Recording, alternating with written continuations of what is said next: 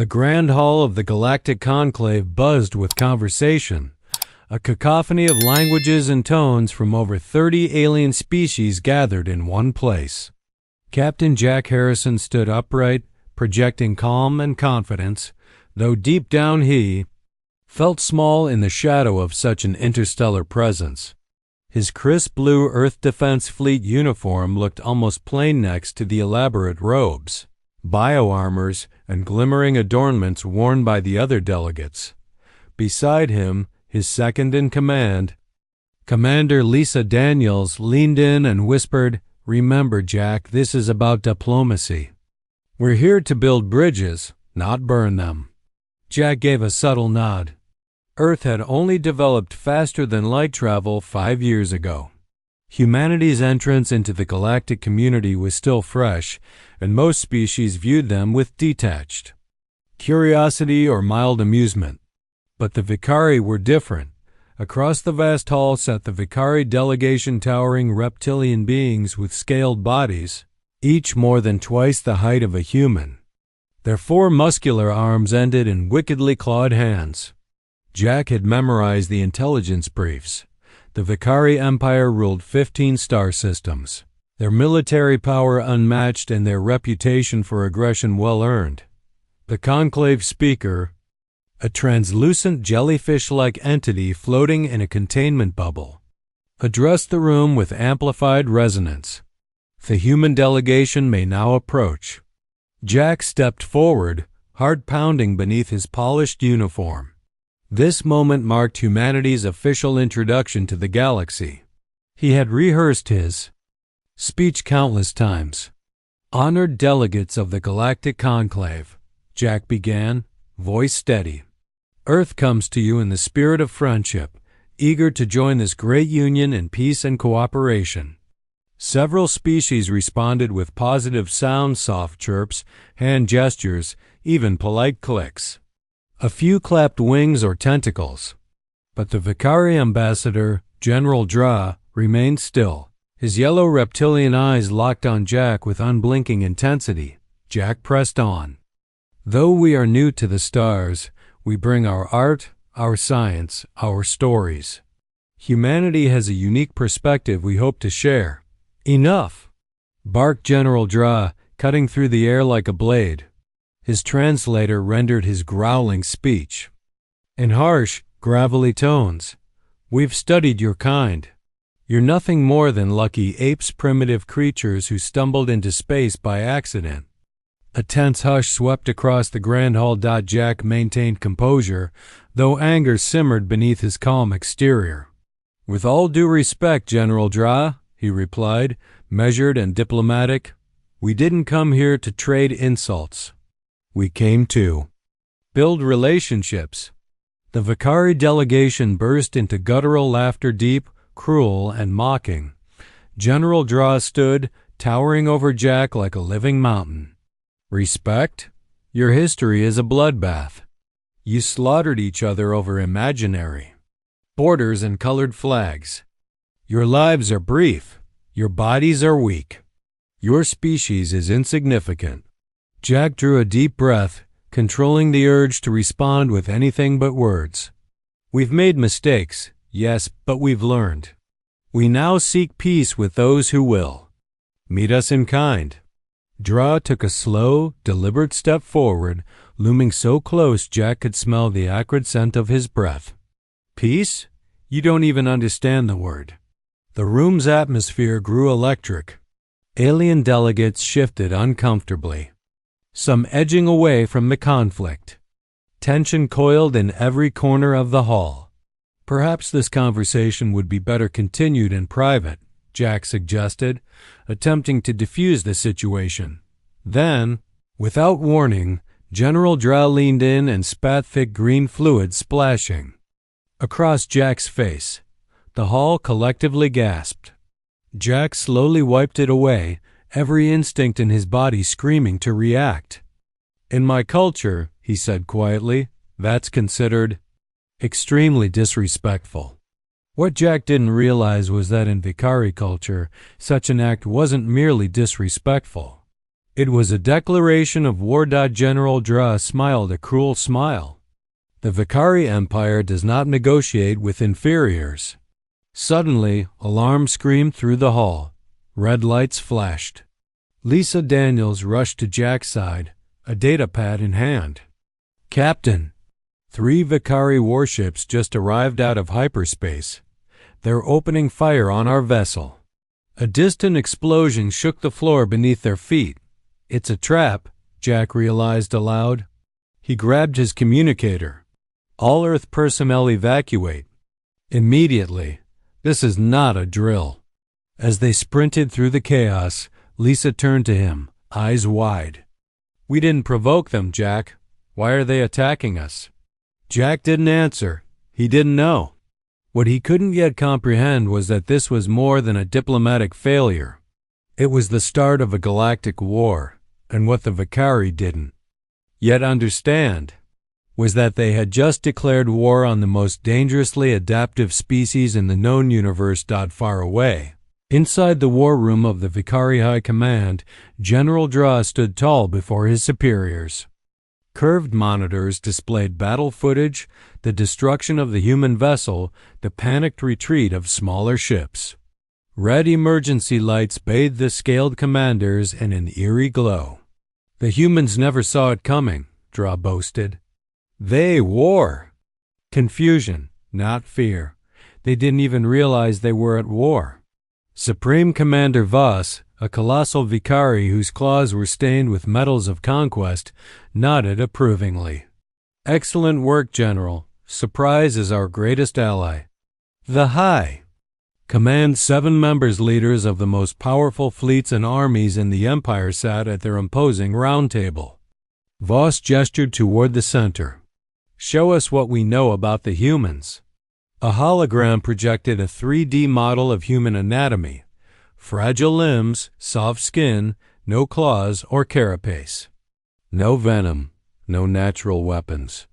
"As you see," said Dra confidently, "they're biologically inferior, no armor, poor senses, weak bones from their low-gravity world. Yet they developed faster than light travel," noted Commander Zera, her eyes sharp. "By chance," Dra scoffed. "Their science was disorganized accidental.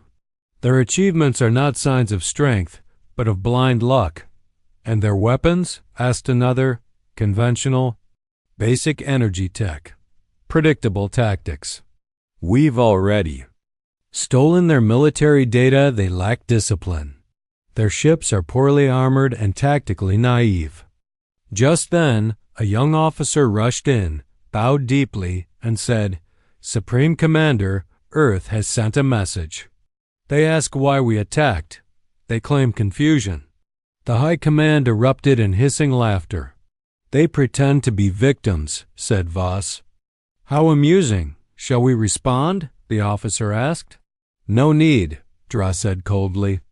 "Our next strike will speak loud enough." Elsewhere in the galaxy, Admiral William Reeves stood before Earth's United Defense Council. Representatives of every major nation filled the secure chamber. The tension was thick. "The Vicari attack was entirely unprovoked," Reeves reported. Captain Harrison followed every diplomatic protocol. "We were there in peace." The council president leaned forward. "Casualties?" Reeves' jaw tightened. 27 confirmed dead. 15 more injured. The room fell silent. Humanity had just taken its first blow in what would become the greatest war it had ever fought. But the Vicari would soon discover one thing they hadn't calculated for: humanity's unmatched ability to evolve. Resist and fight back, and this time, Earth wasn't just fighting for recognition, it was fighting for survival.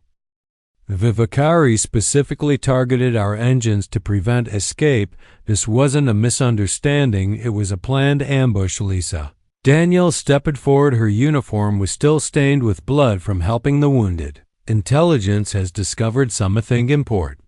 She said the Verari have already begun attacking our outer colonies. The research station near Alpha Centauri was hit an hour ago." Guests filled the room. The research station was primarily civilian scientists and their families casualties. Someone asked. Voice shaking. 342 confirmed dead, Lisa answered. Quietly, including 86 children. Silence fell over the room. Then the council president spoke. Admiral Reeves, what do you recommend? Reeves straightened his back. The Vicari clearly want war. Atoms at communication have been ignored. I suggest we give them exactly what they're asking for, but their empire is vast. Protested one council member. They have 15 star systems, hundreds of warships. We've barely established colonies on 3 planets. Numbers don't tell the whole story, Reeves said firmly. The Ferrari think they know what humans are capable of. They're wrong. What response should we send them? Asketh. President Reeves thought for a moment. Something simple, something they'll understand later.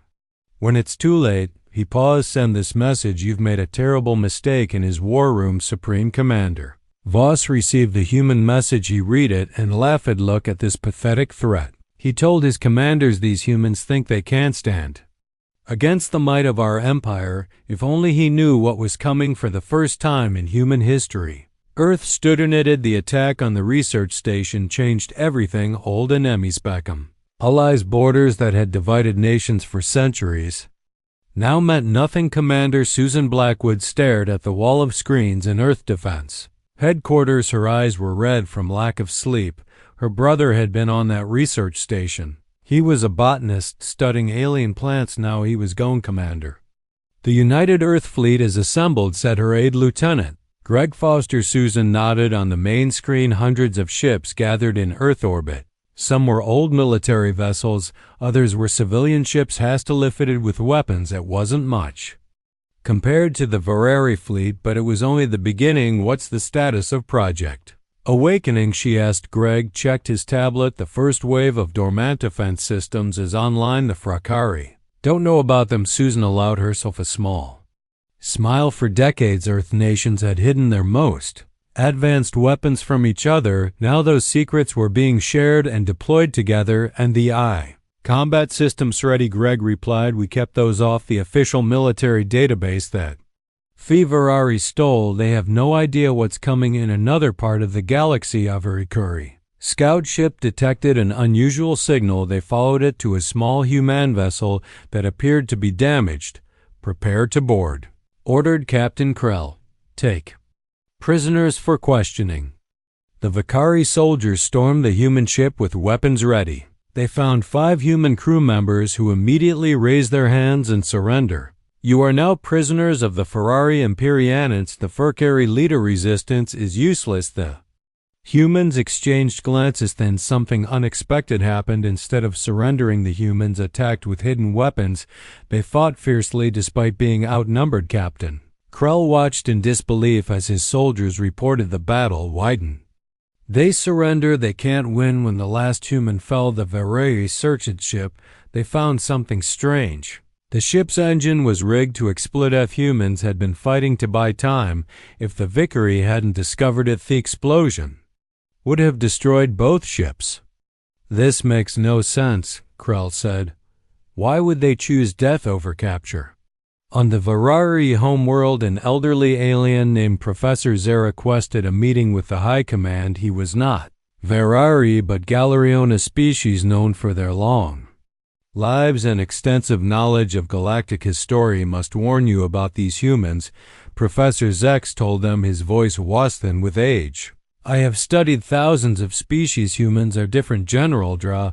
Laugh different, how they are weak and primitive. Have you studied their history? Asked the professor. Humans fought thousands of wars against themselves. They developed weapons that could destroy their own planet. They survived disasters that should have ended their civilization multiple times. Sanchin history dismissed. Supreme Commander Voss, their current military is no match for ours. You do not understand, insisted Professor Z. Humans are dangerous not because of their current weapons, but because of how they think. They are incredibly adaptive. When faced with a stronger enemy, they become more dangerous, not less. The High Command ignored his warnings. They laughed at the old professor's fears. Meanwhile, Commander Blackwood led a small team to a Vicari outpost where human prisoners were Being held, her ship was tiny and fast, designed to avoid detection. Remember, she told her team.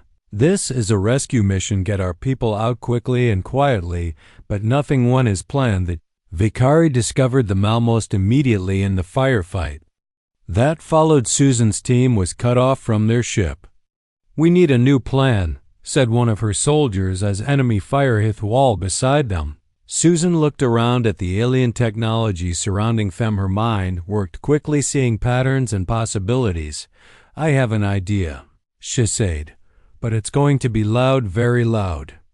2 hours later, the Vera outpost exploded in flames as Susan's team escaped with all the prisoners. They had turned the Verari's own defense systems against them. When news of the raid reached the Verari High Command, the laughter stopped. For the first time, doubt crept in. Perhaps these humans were more dangerous than they appeared. Lieutenant Alex Carter stood before a group of alien allies in a secure meeting room. 3 species had secretly reached out to Earth, offering help against the Furcari. They were smaller powers who had suffered under Furry aggression for years. Before we discuss strategy, Alex said, you need to understand what you're allying with. You need to understand humans. He touched a control panel. Images appeared on the wall screen. Ancient human warriors with spears, medieval knights in armor, modern soldiers with rifles. Humans have been fighting wars for our entire history, Alex explained, not just against threats but against each other, for land, for resources, for ideas. The aliens watched silently. One of them, a blue-skinned diplomat named Curie, raised a tentacle. This is not unique. Curie said many species fight wars. Alex nodded. True, both humans perfected war in ways most species never imagined. We turned it into a science. More images appeared. Ancient battle formations, guerrilla fighters hiding in jungles. Modern special forces training. When the Vercari attacked us, they expected us to fight according to galactic conventions of warfare. Alex continued. They expected us to meet their fleets in open space, to follow predictable patterns. One of the aliens, a reptilian creature named Dex, clicked his teeth nervously. And you don't adapt, Alex replied simply. Throughout our history, when faced with stronger enemies, humans found ways to even the odds. We developed tactics that seemed dishonorable to some but effective to us. Meanwhile, in a distant star system, a lone human destroyer named the Defiant approached a Veracuri patrol of 3 warships. The Verari ships were larger and more heavily armed. They spotted us, reported the Defiant sensor officer. They're moving to surround us. Captain Frank Martinez nodded calmly. Right where we want them. Begin Operation Trojan. The Defiant sent out a distress signal, appearing damaged and vulnerable. The Veracuri ships moved closer, eager for an easy kill. They're within range, said the weapons officer. Now, ordered Martinez. The Defiant suddenly released dozens of small objects. They looked like debris, but each contained a powerful explosive. At the same time, the ship's engines fired at full power, pulling away faster than the Vicari expected. The Veracuri commander laughed. They're running away and dropping garbage behind them. Pathetic. Then the garbage exploded. The blast created a chain reaction with the FCI ship's own weapon systems. All 3 warships were destroyed. The Defiant didn't survive either. Captain Martins and his crew had known it was a one-way mission. They had volunteered anyway. Back at the Alliance meeting, Alex showed footage of the battle. 1 human ship for 3 very capital ships, he said. Quietly, we call it an acceptable trade. Thelians looked disturbed. This was not how wars were fought in the civilized galaxy, but the crew started. Curie volunteered. Alex finished because they knew their sacrifice would save more lives in the long run. In the Verari High Command, Supreme Commander Voss slammed his fist on the table. How are they predicting our movements? He demanded. We change our codes daily, yet they're always one step ahead. General Dra had no answer. The war was not going as planned. Humans didn't fight like any enemy they have faced before. Professor Zex was invited back to speak. This time they listened. Humans evolved as predators. The old alien explained. Apex predators on their own world. They understand predatory thinking because they are predators themselves. Shit, does that mean? Asked Commander Zira. It means they Think like you do, replied Professor X. They can predict what you will do because they ask themselves, what would I do if I were hunting, and then they set traps accordingly for the first time. Fear flickered in the eyes of the Vakari High Command then.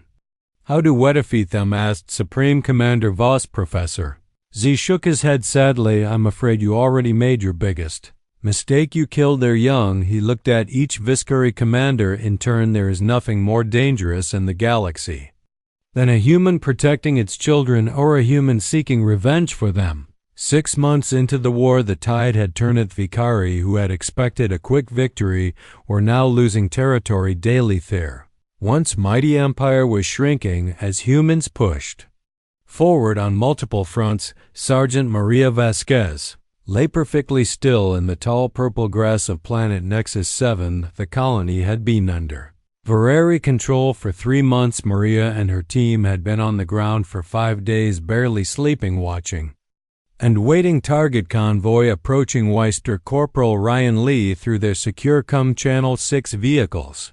22 soldiers by my count. Copy that, Maria replied. She checked her weapon one last time. Everyone in position. Remember, we hit hard and fast.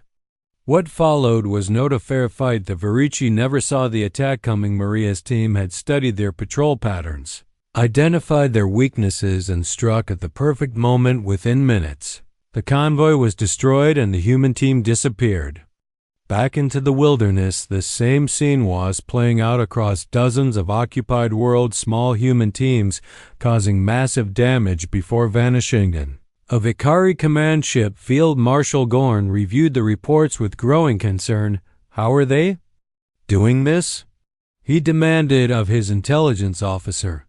These humans have been on the ground for days without rest or resupply. Our troops require regular breaks in food. Humans just keep going. The intelligence officer brought up an analysis of human physiology. We've learned something disturbing about humans. They evolved as what they call persistence hunters. Before they had weapons, they would chase prey until it collapsed from exhaustion. What does that mean for us? Asked Gorn. It means they can't keep fighting long after our troops are exhausted. They can go days with minimal sleep and still function. Some of their soldiers have been awake for 72 hours straight and still complete complex missions. Field Marshal Gorn stared at data in disbelief. No Fury could function without proper rest cycles. Their biology simply wouldn't allow it in another part of space. A meeting of Ophalian scientists and anthropologists was taking place. They had gathered to discuss the surprising human military success. The most remarkable thing about humans, said Dr. Plex, a letting xenologist, is not their technology, but their adaptability. They learn from every encounter. She showed the group examples of human equipment captured early in the war. Compared to current versions, see how they modified their armor after first contact with Throri weapons. They've improved their shields to counter Forcari energy signatures, and their weapons now exploit the weak points in Forcari ship designs.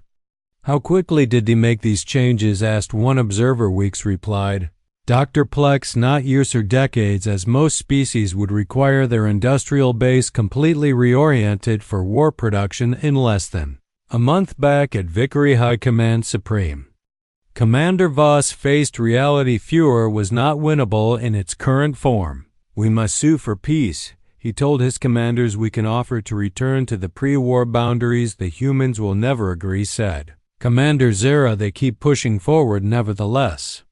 The Vararison peace and voice to Earth. They were surprised when Admiral Reeves agreed to meet them. We offer a return to previous boundaries, said the Vicari diplomat. All hostilities will cease. Admiral Reeves listened patiently. When the Vicari finished speaking, he leaned forward. That would have been acceptable 6 months ago, before you attacked our civilians, he said calmly. Now we require unconditional surrender and full reparations for the lies you took. The Vicari diplomat was shocked. But that will destroy our empire. Our people would lose everything. You should have a thought about that before you started this war, Reeves replied. His voice was not angry, just matter of fact. Yao declared war on humanity. Now you'll see it through to the end. When the Vicari High Command received this response. They couldn't comprehend it, and their historical compromises were always accepted the human. Demand for total victory seemed extreme and unnecessary. They won't accept reasonable terms, declared Supreme Commander Voss. Then humans are a threat to galactic peace itself. They must be eliminated no matter the cost. What the Vicheri failed to understand was that humans had one equality no other species had encountered before: the absolute refusal to give up no matter the odds. The Vicheri launched their most desperate attack, yet a massive fleet jumped into Earth's solar system, bypassing the outer defense lines. Their target was Earth itself. If they could strike at the human home world, perhaps they could break their spirit. Commander Olivia Wright received Feelard and Earth Defense Headquarters buried deep beneath the Rocky Mountains. Warning lights flashed red across every screen. Vicheri fleet detected, announced the AI monitoring system. 214 warships. Estimated time to Earth orbit 6 hours. Olivia's face remained calm as she pressed the emergency broadcast button. Her voice would now reach every human settlement in the solar system. This is Commander Wright. Earth Defense Protocol Dragon is now active. I repeat, Dragon is now active across Earth and throughout the solar system. People moved with practiced efficiency. This was not panic. This was preparation for months. Every human had trained for this possibility. In orbit, civilian space stations transferred hidden weapon systems emerged from what had appeared to be ordinary structures. Mining ships revealed military shields. Even passenger liners carried surprise defenses on Earth's surface. People moved into underground shelters, but these were not just hiding places. Each shelter contained manufacturing equipment. The entire human population was now part of the war effort. The Vicheri fleet approached confidently. Their sensors detected Earth's official military forces gathering to meet them. The human fleet was much smaller, only 48 warships. This will be a glorious victory, said Fleet Admiral Krell to his officers. Their pathetic defense will be crushed, and we will bombard their cities until they surrender. What the Vicheri didn't know was that Earth had been preparing for this moment since the first day off the war. The official fleet was just the visible part of their defense as the Vicheri entered Earth orbit. Commander Wright gave another order: activate Sleeping Dragon. Suddenly, thousands of objects throughout the solar system came to life. Asteroids that were actually disguised weapon platforms, satellites that contained powerful energy weapons, even space debris that turned out to be smart mines. The Vicheri fleet found itself surrounded and under attack from all directions. What is happening? Screamed Fleet Admiral Krell as his flagship shook from multiple impacts. Where are these attacks coming from? On his tactical display, new enemy signatures appeared every second. The space around Earth was alive with weapons that had been hiding in plain sight. Even more shocking to detune them, Vicheri was when civilian ships joined the battle. Cargo vessels rammed into Vicheri warships at full speed. Passenger ships sacrificed themselves to protect military vessels. A Vicheri captain watched in horror through his viewscreen as a human mining vessel, clearly piloted by ordinary workers, not soldiers, deliberately collided with his cruiser's engines. These humans are insane, peddled his second in command. They're sacrificing civilians. That's against all galactic war conventions. What he didn't understand was that for humans there was no distinction between military and civilian. When their home was threatened, every human became a defender. In her command center, Olivier coordinated the battle with cold efficiency screens showed the Vicheri fleet being torn apart. Of the original 214 ships, less than 50 remained. After just 2 hours they're retreating, reported her tactical officer with satisfaction. Olivia nodded. Let some escape. We want them to tell the others what happened here. As the surviving Vicheri ships fled the solar system, they carried with them terrifying stories. The humans did just fight with their military. Their entire civilization was a weapon. Professor Z met with the remaining Vicheri High Command members. Several chairs stood empty. Their occupants had been on ships destroyed in the failed Earth attack. Now do you understand? The old alien asked. Quietly, humans don't just use weapons when threatened, they become weapons, every one of them. Their entire society transformed. Supreme Commander Voss stared at the battle reports in disbelief. No species they had ever encountered fought this way. We must strike back harder. He insisted, though, with less conviction than before. Professor Z shook his head sadly.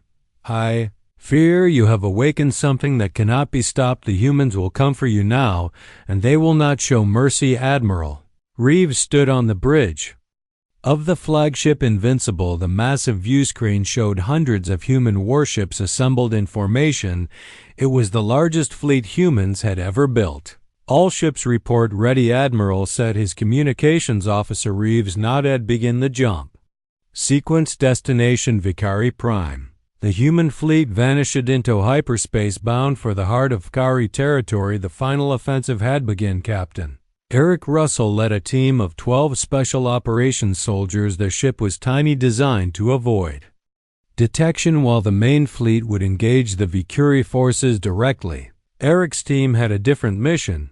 We'll have one chance at this, Eric told his team as they approached Vicari Prime. Our job is to infiltrate the Imperial Palace and capture their military command codes. His second in command, Lieutenant Sofia Garcia, studied the holographic map of their target. Security will be extreme. The entire planet is on high alert.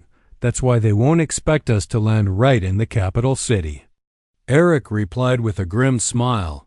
Sometimes the boldest move is the safest.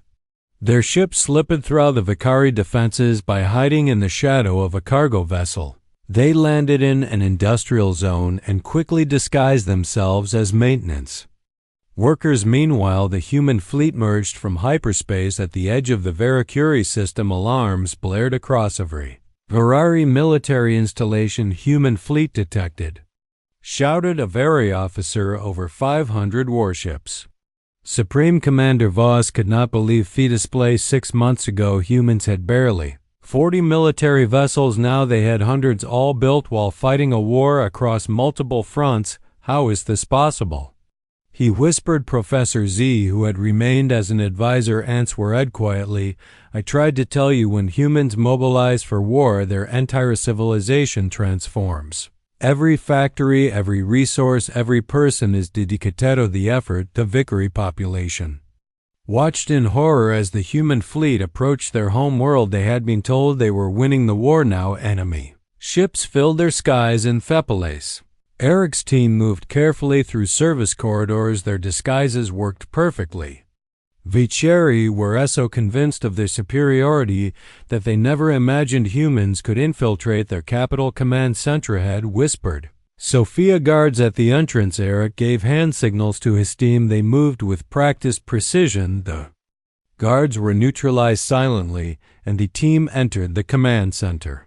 Inside, they found something they hadn't expected: data files for a doomsday weapon. The Vicari Emperor had ordered its construction in secret. If activated, it would create a chain reaction that would destroy not only Vicari Prime but several nearby star systems.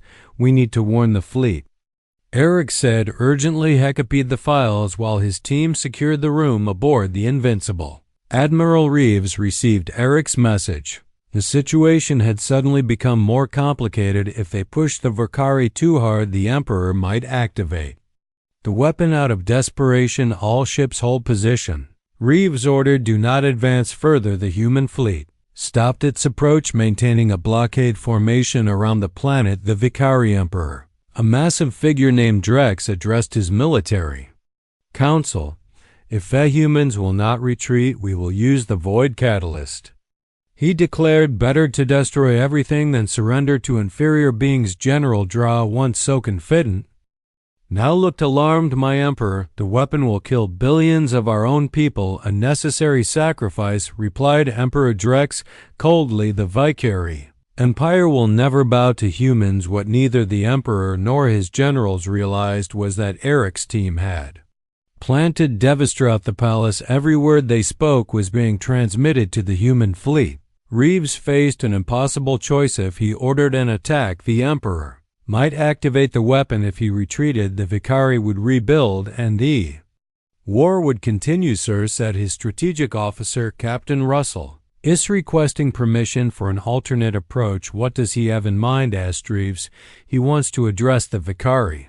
People directly tell them the truth about the war and the weapon their leaders plan to use. Reeves considered this. It was a gamble, but perhaps the only way to end the war without billions. More deaths. Permission granted, he said finally. Let's see if the Veracuri people are wiser than their leaders. 1 year had passed since the end of the war. The Grand Hall of the Galactic Conclave was filled once again with representatives from across the galaxy, but things were very different now. Lisa Daniels, once a military officer, now stood as Earth's ambassador to the Conclave. The blue uniform of the Earth Defense Fleet had been replaced by elegant diplomatic robes.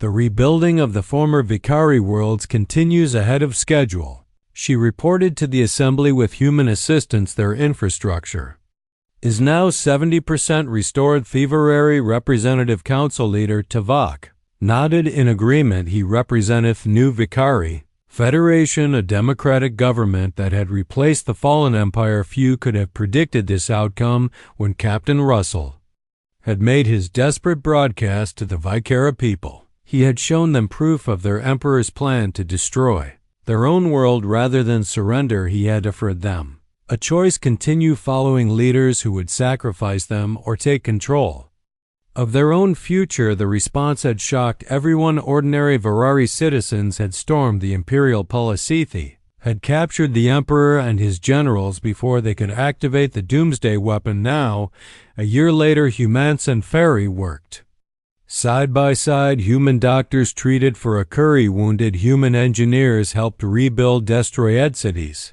The same determination that had made humans unstoppable in war now drove them to heal and rebuild. After the meeting, Ambassador Daniels walked through the gardens outside the conclave hall. A young Vicari approached her hesitantly. He was barely an adult, his scale still bright with youth. Ambassador, may I speak with you? Lisa smiled. Of course, what can I help you with? My name is Krell. I lost me parents in the war, the young Vicari said. Now I study at a school rebuilt by humans. My teachers are human. The doctors who treated my injuries were human.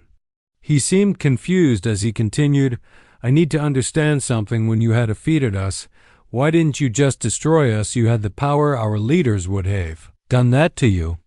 Lisa considered her answer carefully. Destroying an enemy is easy. Krell, building something together is harder, but more worthwhile. But we killed your people first. Krell insisted. We attacked without true provocation. Yes, you did, Lisa acknowledged, and we fought back with everything we had, but humans learned some effing important from our own bloody history. They walked together past flowering plants from a dozen worlds. The most dangerous weapon humans possess isn't our technology or our persistence. Lisa explained, it's our ability to choose to decide when not to use violence, even when we could. Krell thought about this. My history teacher said, humans are dangerous because you can be ruthless, but valuable because you can be merciful. Lisa smiled. That's a good way to put it. Across the garden, Admiral Reeves, now retired, was speaking with delegates from several species. They were discussing a joint defense pact with Earth. Make humans your enemies and you will regret it. One delegate was saying, but make them your allies and you will never fear aggression again. The old admiral nodded but added, just remember, the choice to be peaceful is exactly that, a choice one we make a daily. As the sun set over the conclave, representatives from 30 species gathered for a formal dinner. Human and Freary sat side by side. Former enemies now working toward a common future. A toast was raised by the conclave speaker to understanding between worlds and acquiescement. Professor Zex approached Lisa. The elderly alien looked pleased. Yaukno, he said, there's a new saying spreading through the galaxy: make friends with humans, for they are the most dangerous enemies and the most valuable allies in the known universe. Lisa raised her glass to friendship. Then across the stars, on worlds once ravaged by war, humans and Vicari worked together to build something new. The same determination that had made humans lethal in battle now made them extraordinary in peace.